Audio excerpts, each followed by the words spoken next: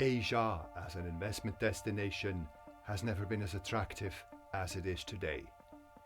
These are the words of one of Asia's most respected and most experienced investors and good friend, economist Dr. Jim Walker.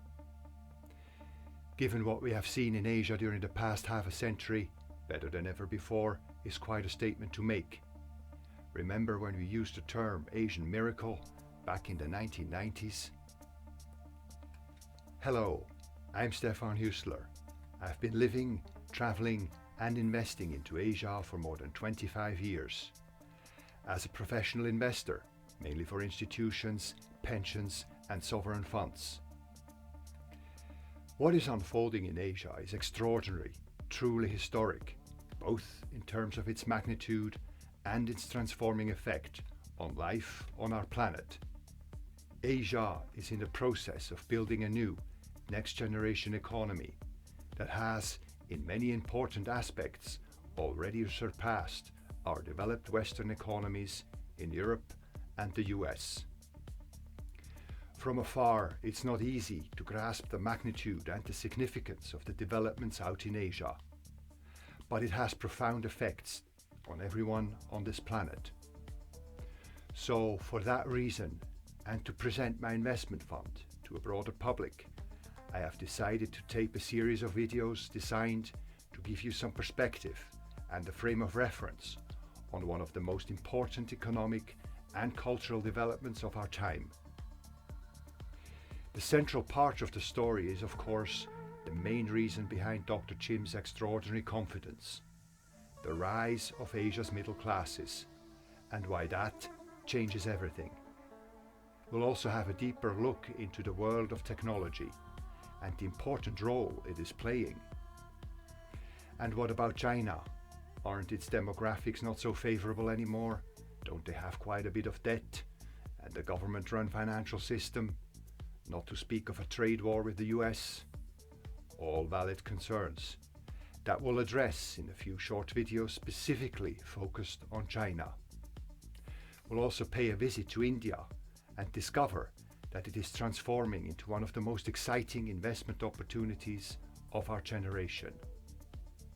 That and much more awaits us on our journey to the land of tomorrow and its investment landscape. I hope to see you there. Thank you for watching. Welcome back. In this video, we'll discover that Asia's middle classes have reached critical mass and what that means. Roughly, being middle class is defined as the income level at which one can begin to make significant discretionary purchases. Depending on whom you ask, as of 2020, Asia's middle classes are estimated to count between 1.2 to 1.6 billion people, more than the entire developed world combined. And their incomes are rising by 10% on average. McKinsey estimates that in 2018, they were responsible for half of the roughly $350 billion in total global spending on luxury goods. Most clearly, we can see the significance of Asia's middle class and their spending power in the numbers in China, Asia's dominant marketplace, where the influence and importance of trade has been declining over the years to around 15% of GDP. And exports to the US now account for less than 20% of it, which translates into less than 3% of China's GDP. And more than half of Asia's trade today is interregional. At the same time, consumption has taken over as the main driver of China's economy, already back in 2015. The same year, retail sales surpassed those of the US. These dynamics are mirrored at various stages of development throughout Asia. According to the Brookings Institute, Asia is now responsible for more than 40% of global middle-class spending. By 2030, its share will have approached 60%. In other words, 85% of the increase in global middle-class spending during the next 10 years will be in Asia, only 4% in Europe, and a tiny 1.4% in America. The size of Asia's middle classes and its growth in the coming years is larger and more impactful than anything we have ever seen before. And the implications reach much beyond the obvious business opportunity. Asia's middle-class consumption power is a game changer. It is not only a potent growth accelerator, but responsible for substantial reductions in risks for the entire region. An important driver of Asia's expansion is its young populations. 2/3 of Asia's 3.5 billion people are younger than 40 years old. They will grow the working class by more than 15% in the coming 10 years, correspondingly reduce the social burden and expand consumer spending. ASEAN's pyramid is shown here as a representation. It is quite similar to that of India. So, what about China? Is it not aging very quickly? Yes, it is, due to its one-child policy that it only recently abolished. However, for the coming decade, its demographics will continue to work in China's favor. And the big factor in this is the ongoing urbanization of more than 500 million people who still live in rural areas. These demographic shifts are all but certain. Coupled with the unique characteristics of Asia's markets, they combine to a powerful investment setup for reducing risks and accelerating profitability.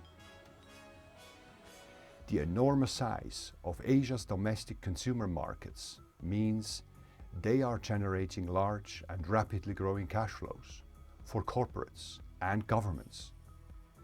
These are reinvested into further expansion and a rapidly building self-sufficiency. And that means Asia's markets are becoming independent and less vulnerable to external factors such as trade wars or financial crises in distant lands. And that means the enormous growth opportunity in Asia is met by a significant reduction in risks for businesses and investors. And there's more.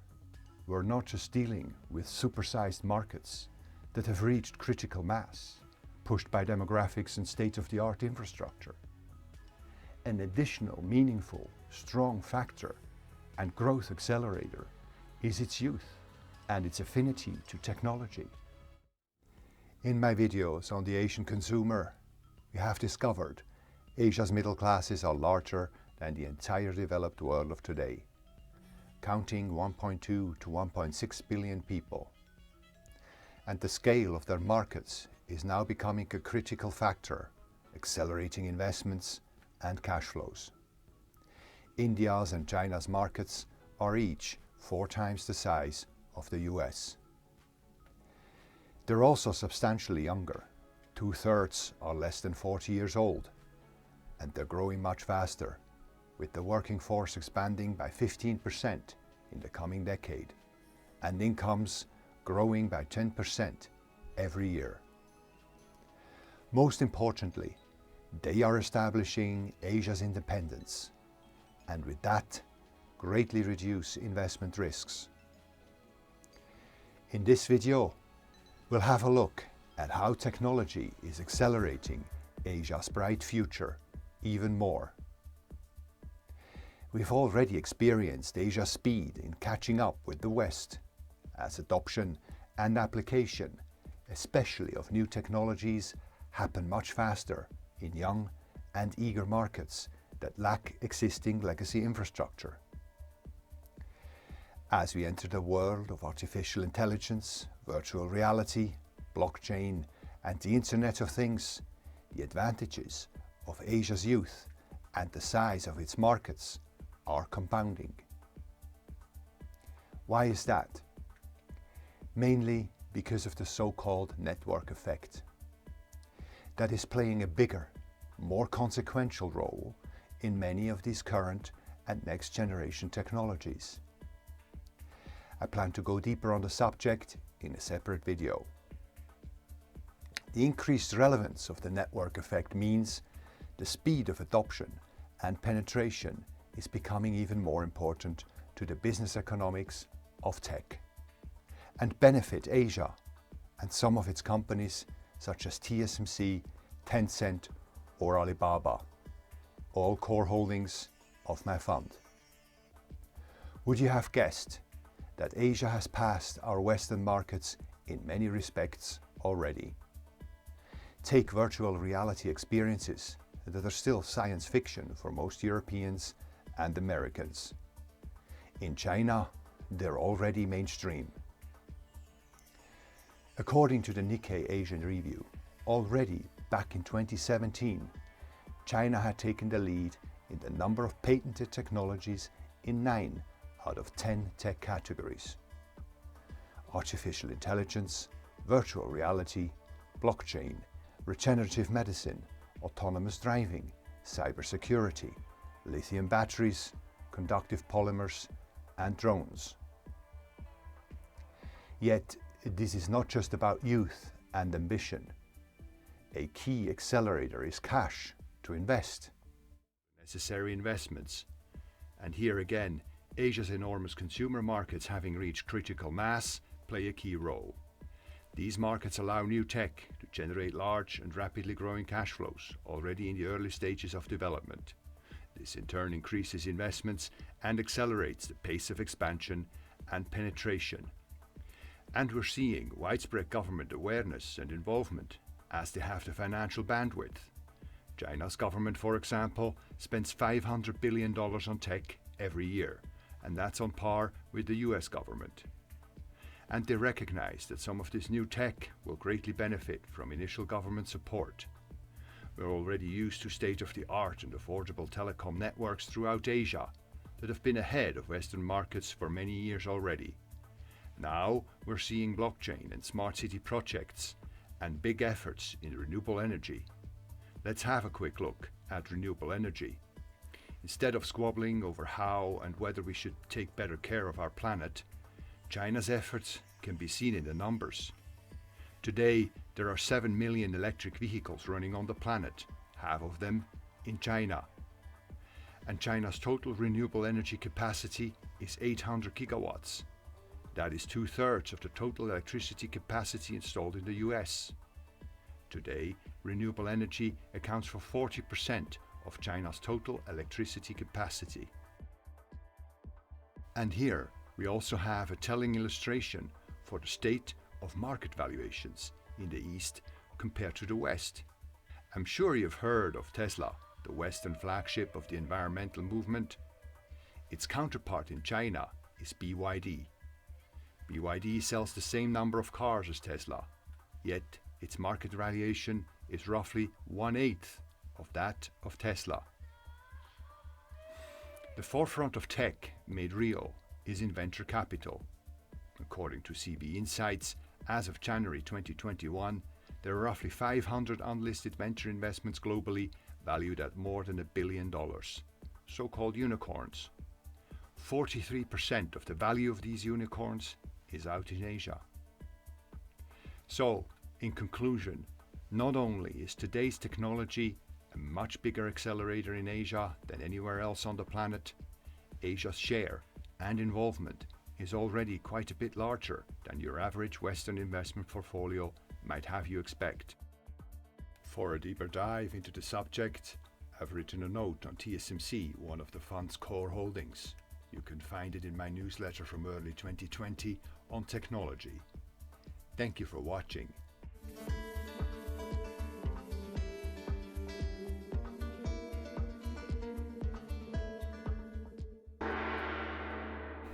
Welcome back. So far we've learned of the generational investment opportunity that is Asia today. It is time to have a look at the risks. Contrary to what you might expect watching mainstream media, That risk is not political. It is not North Korea, nor the disputing of islands in the South China Sea or civil unrests in China. In fact, is there any historic precedent where a system or a country slides into political trouble while the great majority of its people grows wealthier and more comfortable every year? No, the standout investment risk in Asia is China's level of debt and the stability of its financial system. Along with our major developed markets, China has expanded its debt to unprecedented levels during the global financial crisis since 2008.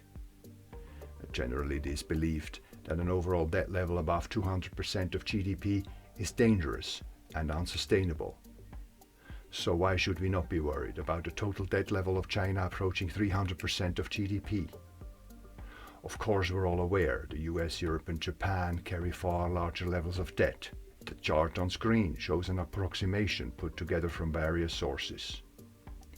World leaders have been trying to justify these debts to us and have engaged in various unusual, unprecedented and unproven monetary actions to avoid dealing with these debts.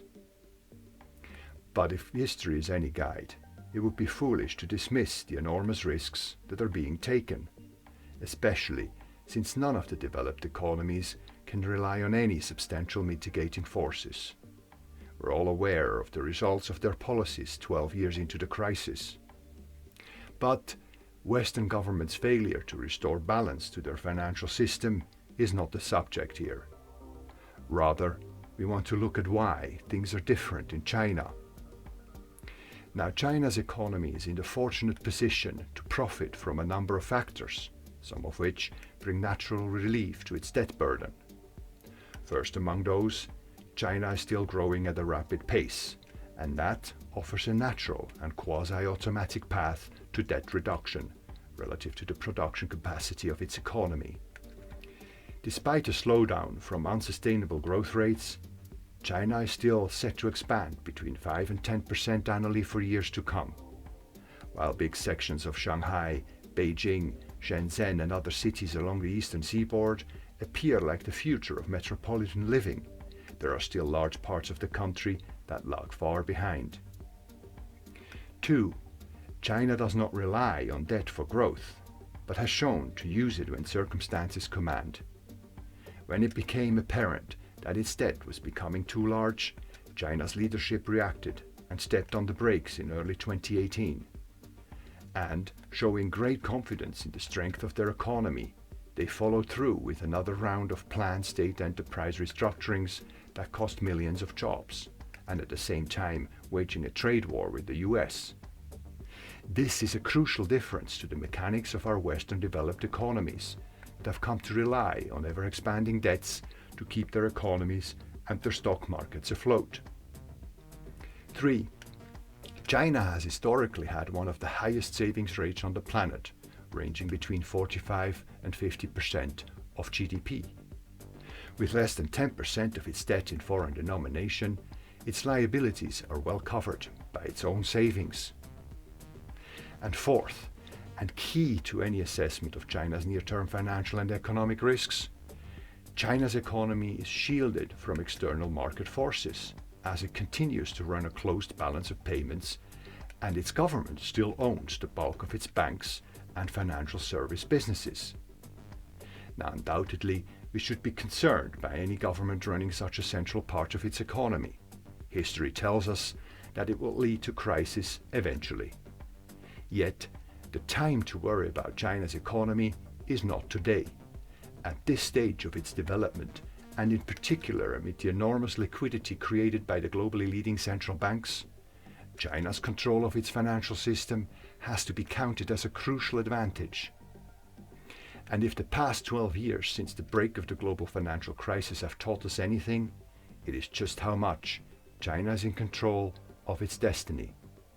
And even in the likely event that large Western economies have to face another financial crisis, China looks strong and has ample fiscal and monetary room to hold its economy stable and expanding. Thank you for watching.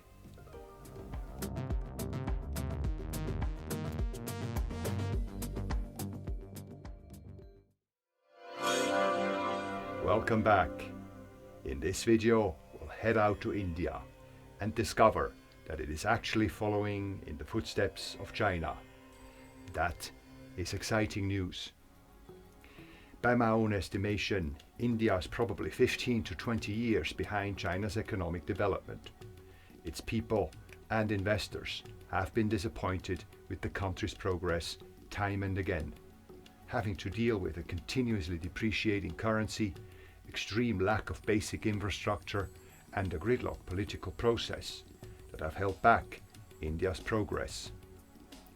That is now changing, mainly due to one man, Narendra Modi, India's 14th Prime Minister since 2014. The charismatic Modi has managed to pull off what seemed impossible before, not least because he has been able to operate without substantial opposition, as his BJP party holds the majority in both the upper and the lower house in the Indian Congress. During the past 6 years, Modi has brought India on a path of significant structural changes, many of which mirror those made by China just about 20 years ago. Under Modi, India has been opening up to international trade and investment. We have seen a fundamental reform of labor laws, an overhaul of the financial infrastructure, including a tax reform that is an effective catalyst to unify a previously provincial and segregated land, a reform of the bankruptcy and solvency laws, a digitization of the country, and an integration of the vast informal economy, granting hundreds of millions of Indians access to financial services, and a recapitalization of state banks that still account for 70% of all lending. India's physical infrastructure is being addressed, including a renewed push to finally implement long-planned infrastructure projects that were tangled up in the country's bureaucracy for roads, railways, water, energy, and affordable housing. There are also various impactful economic policies that include incentives and vitalization programs for small and medium enterprises, or nationwide education initiatives that are expanding opportunities and integrate the vast land. And the results are becoming visible. By 2018, 100% of Indian villages had electricity. 2,800 kilometers of rail are currently under construction, and another 5,700 kilometers are planned. 23 new expressways are under construction, with a total of 7,800 kilometers to be finished in 5 years' time. In the Doing Business rankings of the World Bank, India has improved from position 130 in 2013 to 77 in 2019. In the Global Innovation Index, India improved from position 57 to 52. And in the Technological Readiness Index, from 48 to 42. Now let us be reminded that in terms of investment, the state of a country or a region is much less important than the direction and the speed of its development. And the bigger the gap between state and potential, the bigger the opportunity. In India, that opportunity is as big as it gets. And India's progress is being recognized, as FDI has doubled since the years before Modi and is now on track to surpass $100 billion a year. For more on the subject, please have a look at my newsletter on India with the link provided on the PMG site. Modi's agenda looks like he studied China's playbook quite thoroughly. Now, to state the obvious, India is an entirely different place and culture than China, and will have to go its own way.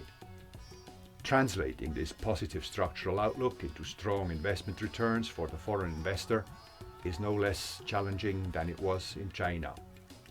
Many companies face difficult market environments that include strong competition and margin pressures. As anywhere, corporate governance is an issue to be aware of. And many of India's highest quality businesses come with a high price tag.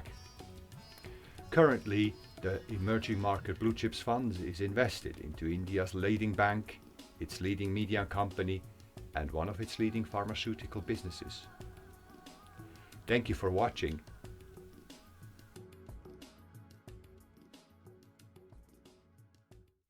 So this is it, the basic rationale behind the extraordinary investment opportunity in Asia today.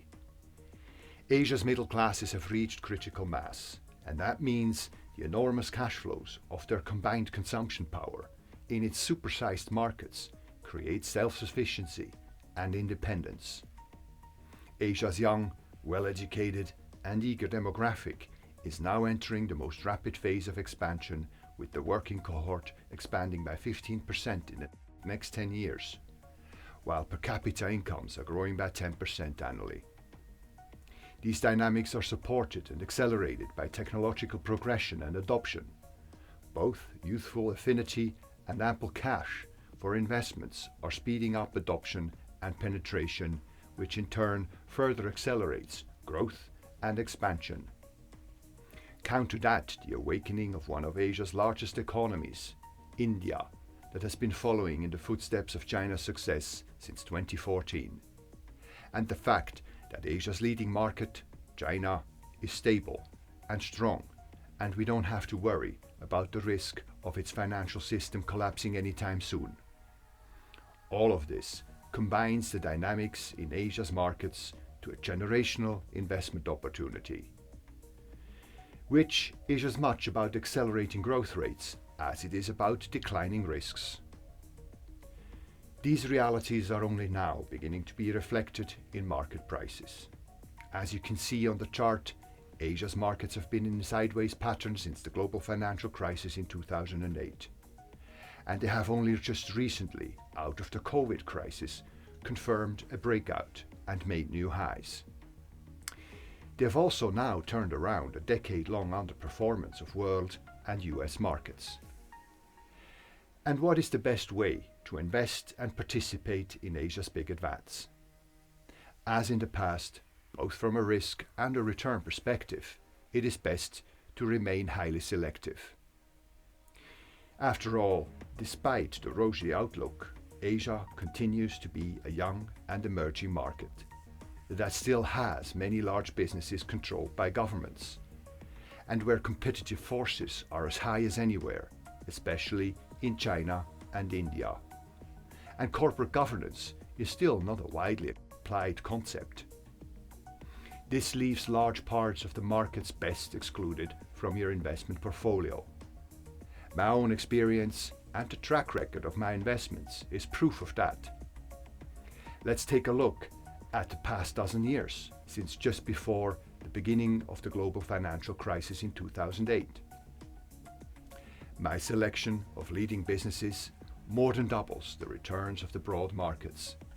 And you can also see that these leaders recover much faster from the steep correction in 2008 that halved prices in just about any market. The leaders are back to making new highs in 23 months. In comparison, it took overall markets in Asia a whopping 111 months, nearly a decade, and US markets 58 months, almost 5 years. From a practical standpoint, this recovery time is a true measure of how risky an investment really is. And by that standard, my selection is a clear standout. The Emerging Market Blue Chips Fund enables you to hold a diversified exposure of the best Asia has to offer, leading, sustainable, and highly profitable businesses in the fastest growing industries. And the fund is managed by an experienced team with an outstanding track record and a 4-star Morningstar rating. Along with this video, you'll find links to the fact sheet and all relevant documentations. I've also attached a link to a 5-minute introduction of myself, my strategy, and my track record. Thank you for watching.